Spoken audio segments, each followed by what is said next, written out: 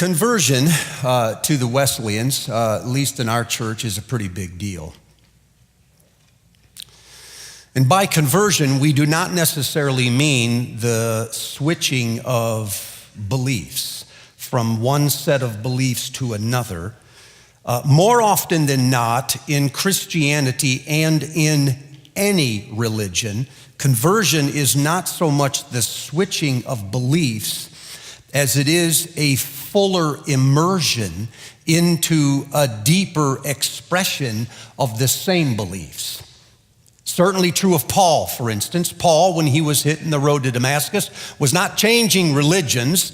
He had just not yet grasped the conclusion of his own religion. He was stuck somewhere in the middle. And so the conversion was not a switch as much as it was an immersion. So we believe that this happens all the way through our spiritual lives. In fact, in College Church, we've identified 7 fundamental conversions that we call soul shifts. One of those conversions is the conversion from slave to child. We started talking about this last fall. And in this conversion from slave to child, we are talking about the very identity of a person being immersed into a deeper expression of who they are in God's sight. Until we become sons and daughters of God in exactly the same way Jesus, the Son of Man, is. Until we relate to God and we know God as Jesus related to God and knew God within our humanity. That's a mouthful. Marcus Peter Johnson said Jesus did not come to disseminate information about the Father. He came to join himself with humanity and bring us into union with the Father, so that we become expressions of the love that he and the Father are. Isn't that a great truth? Great. Are you sleepy? I'm digging this stuff. So this conversion from slave to child touches the identity. Think about it. Most of your problems at work and in your relationships stem from a failure to grasp who you really are. Amen. You may still perform. You may build a self-esteem out of your deficiencies, but there is something about your performance and something about your potential that is muted until you know who you are. And because you were created, you didn't invent yourself, you cannot know who you are until you go back to the one who created you. When you know God as he is and you know yourself as you are starting to shift from slave to child, and it is a beautiful thing. But that process involves many conversions, beginning with our image of God. Where did you first get your idea of who God was? When your children are small and you want to teach them about God, you start thinking of words to describe him and giving him adjectives, and he's like this, he's not like this, and before you get in too deep, the kids start coming up with images of their own. So Monica Parker in 2010 had their now oldest son named Remy, and she asked him one day, and who is God? And Remy said, well, God lives inside of everything, and so my doctor can see God when he cuts us open. Well, the answer surprised her, and so she started asking other children on her street. And then after that, she started asking other children in Toronto, where she lives, and after that, in the US and even in the UK. And the answers that she came up with all over the place.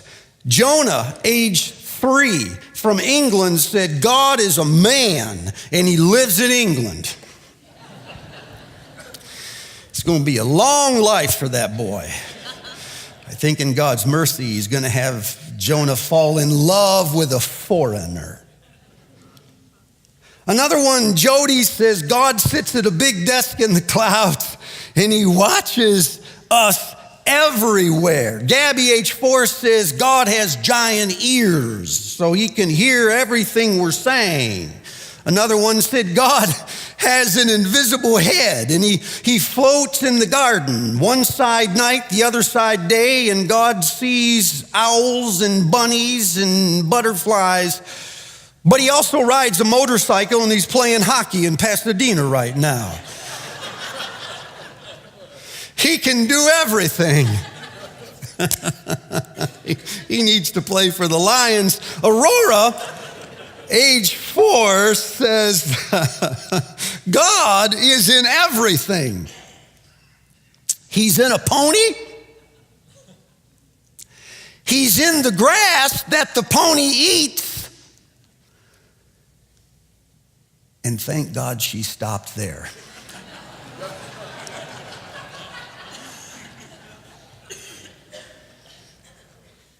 Parker finished her book with a quote by Uma, age 11, that says, God lives wherever you imagine. To believe in God, you need to imagine, because God can do anything that you can imagine. Now, most of us, as I say, start out with images of God, and they're pretty flexible. They're fluid, so we can absorb new information and adjust those images just a little bit. But as we get older, those images become a little harder. They become more fixed, more personal, and therefore more prejudiced. They become portable, like Jeremiah's scarecrow in a melon patch. We can pick him up and move God over here and put him in this part of our life, but keep him out of that part of our life. So we still maintain that God can do everything we thought he could. God has big ears and can listen to everybody, and God watches over everything. But we become more educated and therefore sophisticated about the way we talk about God. Now, for Christians, that's you, the matter's quite different. Christians believe that God came into this world in the person Jesus Christ. And that was a game changer. We believe that no one has ever seen God, but the one and only who is at the Father's right hand has made him known to us in John 1:18. We believe that he, meaning Jesus, is the image of the invisible God, the firstborn over all created things, Colossians 1:15. We believe that Jesus is the exact representation of his being in Hebrews 1:3, and by his word, he controls all things. We believe, as John said in Revelation 1, that he is the first and the last, the beginning and the end, and everything in between, so that you cannot know who God is until you know Jesus. For that is what Jesus said. No one knows the Father except the Son, and those to whom the Son chooses to reveal him in Matthew 11:27. You still tracking? So this is the Christian belief, that Jesus, when he came into this world, is exactly like God. And not only this, but God is exactly like Jesus.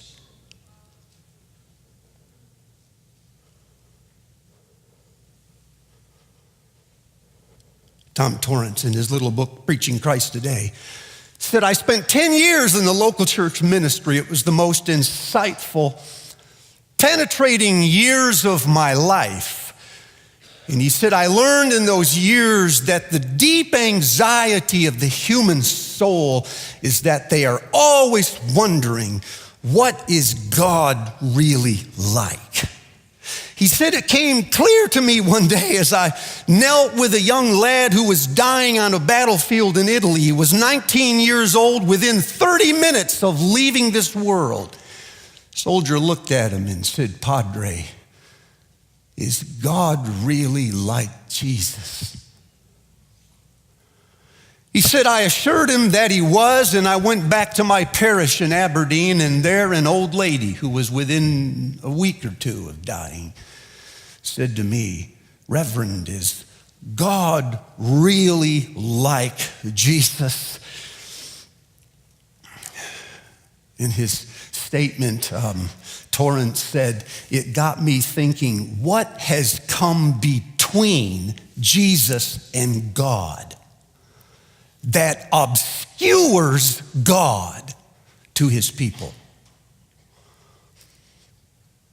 If you're Christian, you believe that not only is Jesus like God, but God is exactly like Jesus. And this is really good news, because it means that when you die, there is not some other figure back there behind Jesus to whom you must deal. When Jesus said no one knows the Father, he didn't mean someone other. This is why when Thomas said, well, show us the Father, and that'll be good enough for us, Jesus said, you do not know who I am? Thomas, anyone who has seen me has seen the Father. How can you say, show us the Father? It was the same day Jesus said, how much longer must I be with these people?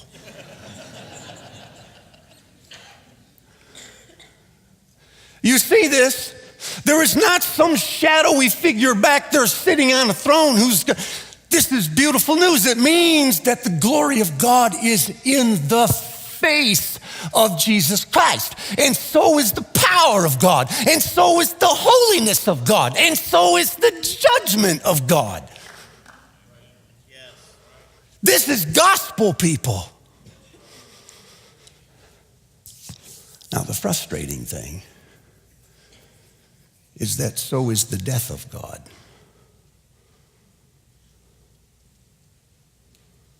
It means this image that you had as a child growing up of a God who does all of these things dies. Gregory of Nazianzus put it, this here is God crucified. Not somebody else. And that throws us for a loop. That leads us to Peter's beautiful story. I'll hurry because you're familiar with it. But before I remind you, may I remind you that the story of Peter is not in the Bible for Peter's sake, but for our sake. We are not here asking how was Peter converted. We are asking how are we converted. So it's not about what happened to him. It's that in his life, there might be a pattern for how we ourselves are converted. And here's how the pattern goes. One day in Caesarea Philippi, Peter, who is full of ideas about God, note to self, everyone who ever encountered Jesus already had ideas of God before they encountered Jesus. And if they were a little bit religious, their conversation with Jesus opened God up like a flower. But if they were very religious or formally trained in theology, their conversation with Jesus was like a buzzsaw. Chewed up everything they believed. So Peter now, with a head full of knowledge of who God is and how he operates and what he wants, and therefore when I pray, I know what to expect, I know what to hope for, I know what to pray for, because I know exactly how God operates, has a conversation with Jesus. And as he has this conversation, this image that Peter has of God starts to die. Peter remembers from the day he was called that this guy could do anything. I watched him turn water into wine. I watched him calm a storm from the hull of a boat. I watched him cast out demons into pigs, and then he lured the crowd. They couldn't find him. I watched him feed the 5,000 with a little boy's lunch, and then I listened to his parables and his teaching, and they were deep and mysterious, and he talked about God as if he was a father, and nobody in the Old Testament, save 6 times, ever called God a father. This person's peculiar. But Peter was getting there when Jesus turned and said, "And who do you say that I am?" Peter, now speaking better than he really knew, said, "You're the Christ, aren't you?" In Matthew's gospel, he said, "You're the Son of the living God." Now, if you're a theology teacher, you're like, A plus.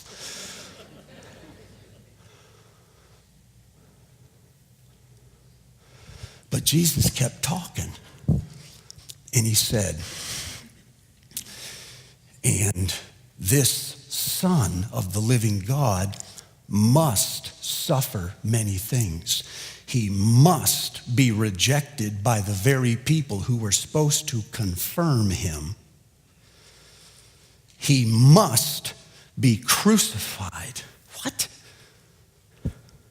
"So that on the 3rd day, he'll rise again." You see what's happening? Peter has this idea of who God is, and then Jesus starts talking. And the more he talks, the bigger the questions get. And now there's not enough answers in Peter's mind to cover all these questions. Had it all till Jesus started talking. And now I can't make sense of this. And so he pushes back and he says, no, Lord, no, this will never happen to you.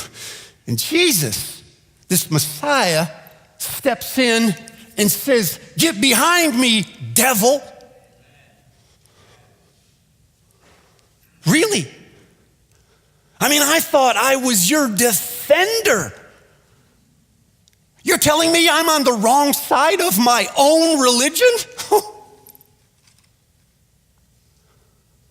"Get behind me, devil. You do not have in mind the things of God, but the things of a man." Literally, he said, you are not minded or souled like God. You have the soul of a man.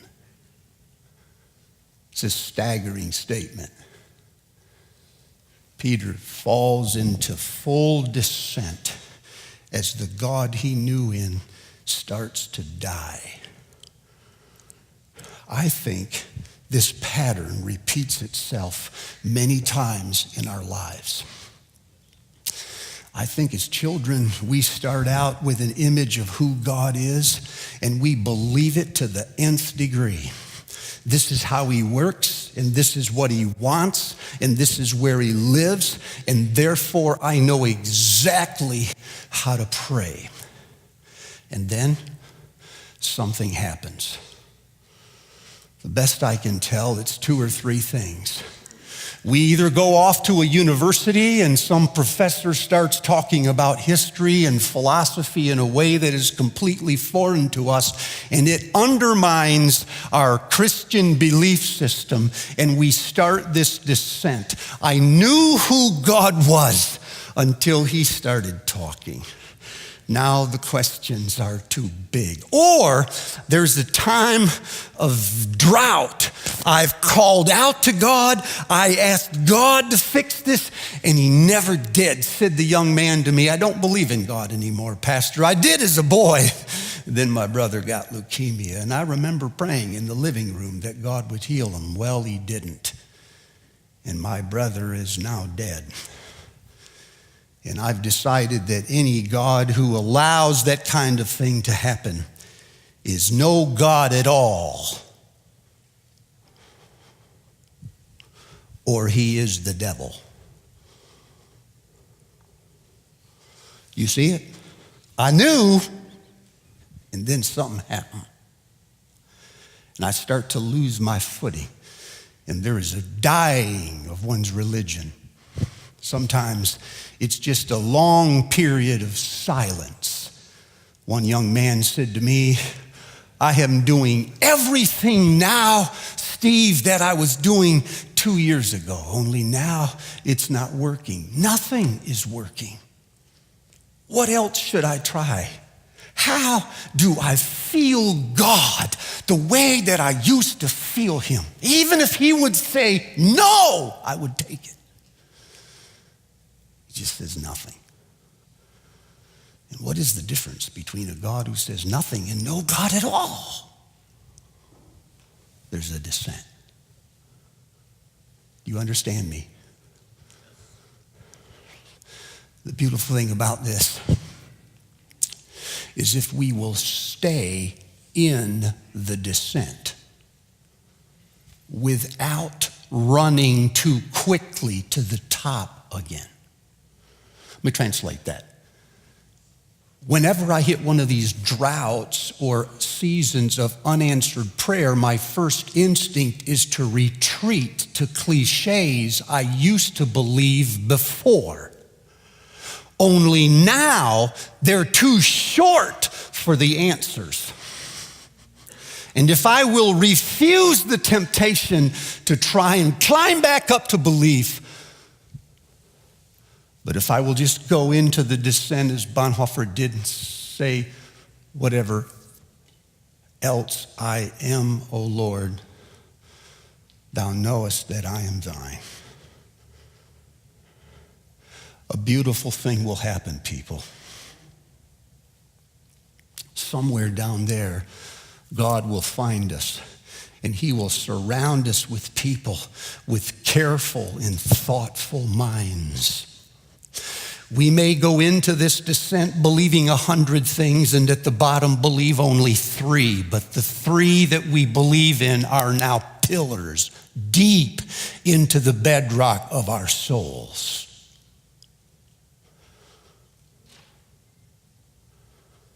And while our God may seem smaller than he was before, he is way more powerful and more personal and closer to the truth. Is this not what Jesus meant just before he left and prayed in John 17:3? This is eternal life, that they may know you, the only true God, and Jesus Christ whom you have sent. He does not mean the only true God versus other religions. He might mean the only true God versus the one you used to have. So C.S. Lewis said the prayer preceding all prayers is, may it be the real I who is speaking. May it be the real thou I'm speaking to. And in between these two, said Lewis, are layers of unbelief.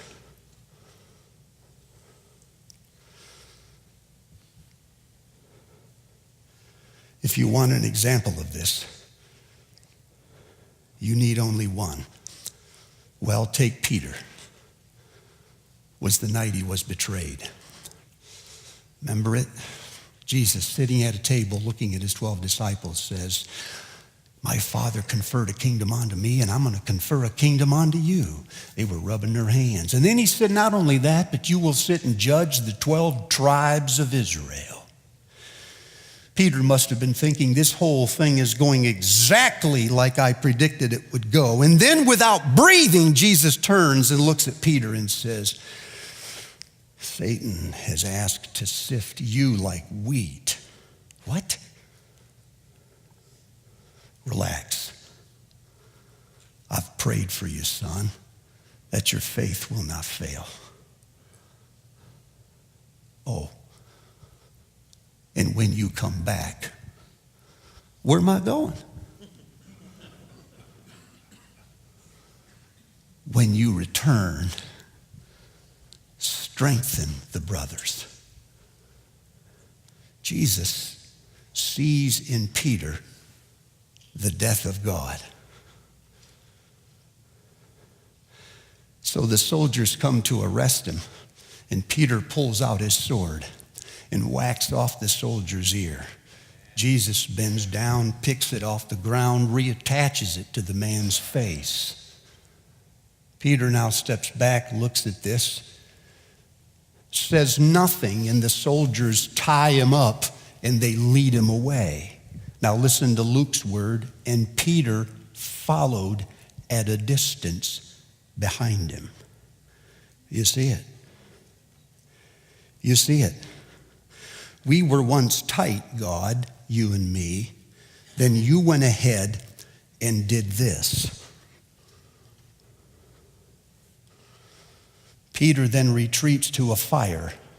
A woman shows up and says, wait a minute, you were with him. Peter says, I swear to God, I do not know the man. I don't think Peter meant, I never met the man. I think what Peter meant was, that is not the man I know. That's not who I started to follow. I was following a Messiah, an anointed one.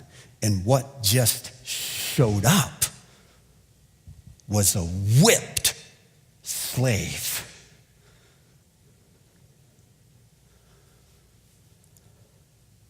Jesus turns and looks at Peter. And Luke says Peter went out and wept bitterly in the night. In that moment, there's a free fall. Peter looks at Jesus and says, I never knew you were capable of that. And then he looks at himself and says, and I didn't know I was capable of this.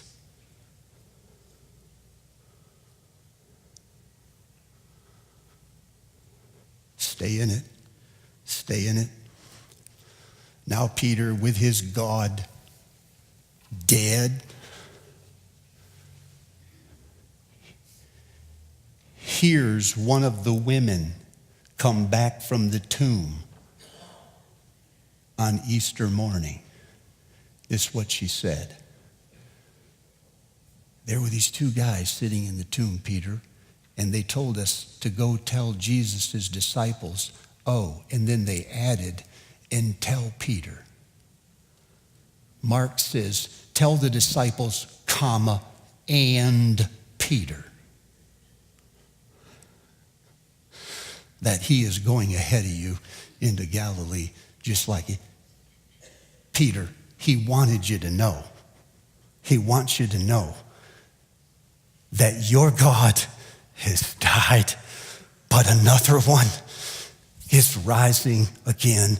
This is my word to some of you, because I think some of you this morning are trapped in this very place. Not only that, I think some of you have kids trapped in this very place. If your kids were like mine, the second they begin the descent, you rush in as a good Christian parent and try to push them to the top of the cycle and retreat to a bunch of cliches and, oh, but we know this. And the truth is, you know the holes in your own argument. You won't admit it. And some of you, I play this game. Some of you are trapped in this descent right now and you say, man, I don't know what I believe anymore. Because the questions are too dang big. And you want to answer your questions before your soul is ready to hear them. Can I give you a little pastoral advice? Please? Yes. 1, stay in it. Don't retreat to shallow people and answers. It is better to stay in that place for a while and say, I don't know the answer, but I sure appreciate the question. Don't stop appreciating them. And don't accuse God. In your dissent, say nothing. Because I'm an external processor, my temptation has always been to say something while I'm thinking. You must resist the urge to do this. It is better to stay quiet. Once in the middle of a rant while laying in the bathtub. That's a funny altar, by the way. halfway through one of my accusations, man, I felt a deep impression on my soul where the Lord said, son, you don't know exactly what I am doing. You should not speak until you know more.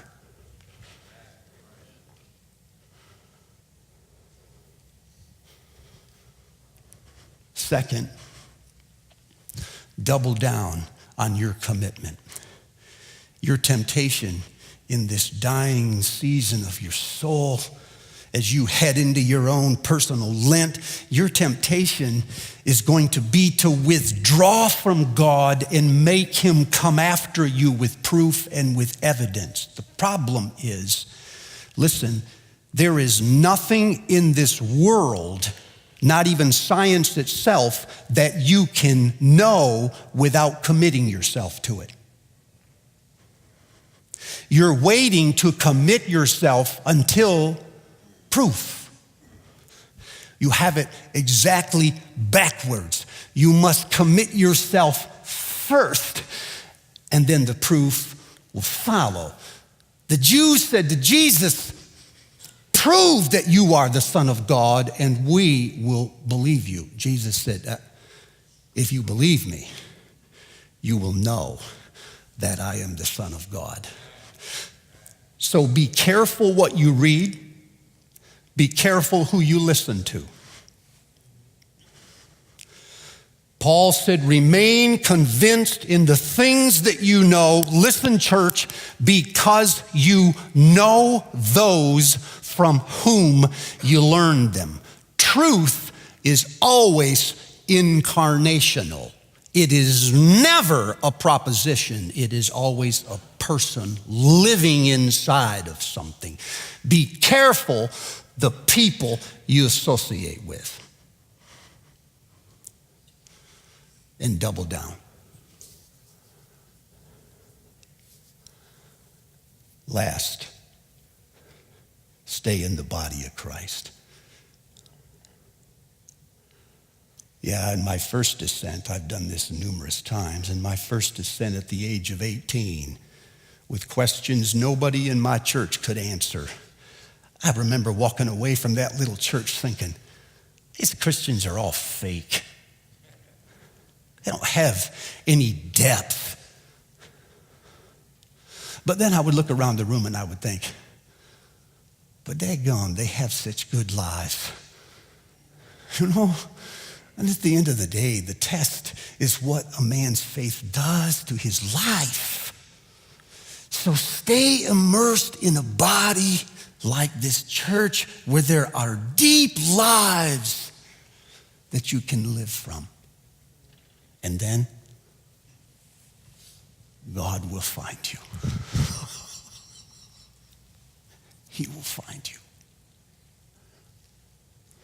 And you will come out loving him more than you ever did before.